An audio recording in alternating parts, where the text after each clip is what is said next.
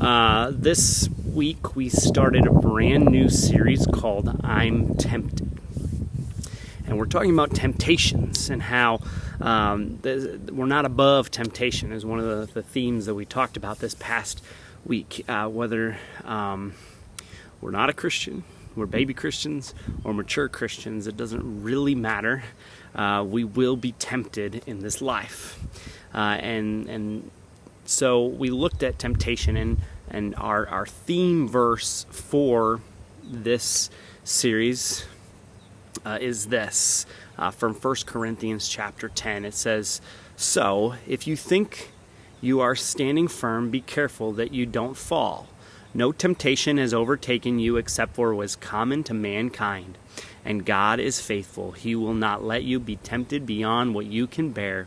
But when you are tempted, He will also provide a way out so that you can endure it." And that was kind of the theme. There is a way out. God has given us the ability to have a way out of temptation. Don't be too confident in yourself, thinking, "Well, I got this." Be careful that you don't fall. Stand firm in your faith, knowing, you know what, temptation's going to come. That's common to man. Every one of us have been tempted, will be tempted, and God is faithful that He will not let us be tempted beyond what we can bear. But He will also always, and the big promise that we talked about, is give us a way out. Every temptation there will always be a way out. So when we talked about temptation is anything that promises satisfaction at the cost of obedience to God. Anything that promises to satisfy, to please us, at the cost of disobeying or being disobedient to God. And temptations come in many different forms. Temptation is to the flesh, is to the world, and is from the devil. They come from three different points of view. So it's our flesh that tempts us, it's the world around us that tempts us, and it's Satan himself that tempts us.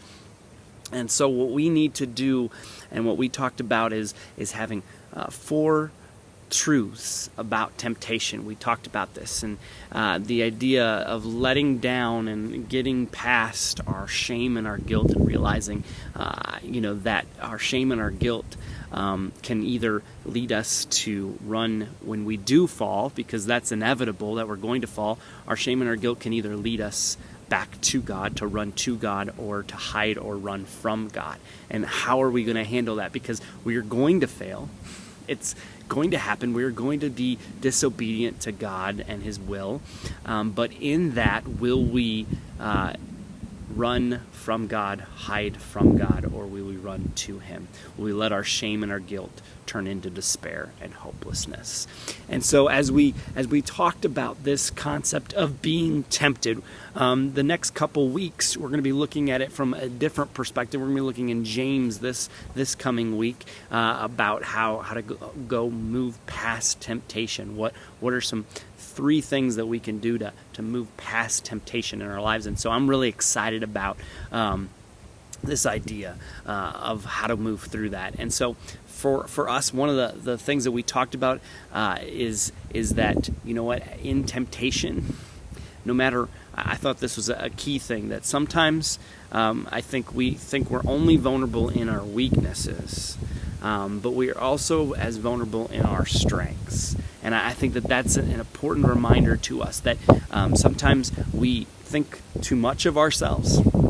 We think we got this. But also when we put our guard down, then Satan can use that to manipulate us and attack us. And so for us today, we need to realize that that Satan in temptation is going to try to tempt us when we're weak, when we're beaten up, when we're down and out. But he's also going to try to attack us when we're in our strengths, because we're going to think too much of ourselves. We think we can handle this, we can take care of this, but we're also going to get comfortable and be like, well, we got this, so we can put our guard down, and that's where he can attack and move into our lives. So whether it's in the valley or on the mountain, we are vulnerable to temptation, and I think that's an important reminder for us. That's what Romans talks about. Don't think too highly of yourselves. And the last thing we talked about is that God will never tempt us. And He does not tempt us. He might test us. God tests you, but He does not tempt us. Well, what's the difference? God testing you is pushing you forward in your faith, but Satan tempting you is to pull you back.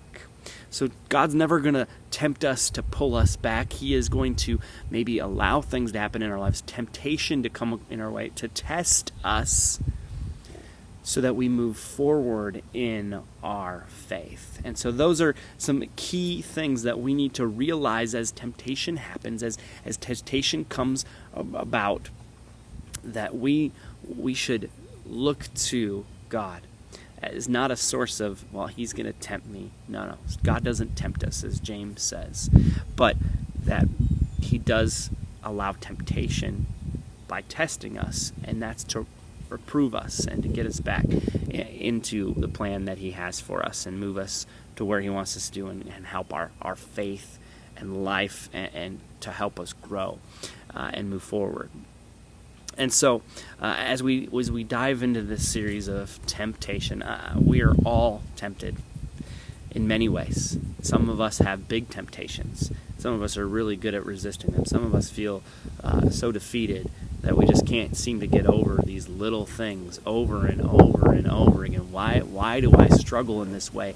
If God is in me, if God is for me, if I'm a child of God, why is it that I still struggle?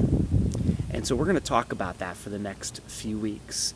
And so I would encourage you, if this is an area that you struggle in, go back and watch last week's message, get caught up, be here this Sunday. We're going to be actually outside. Hopefully it's as beautiful as it is tonight, for us to talk about these things.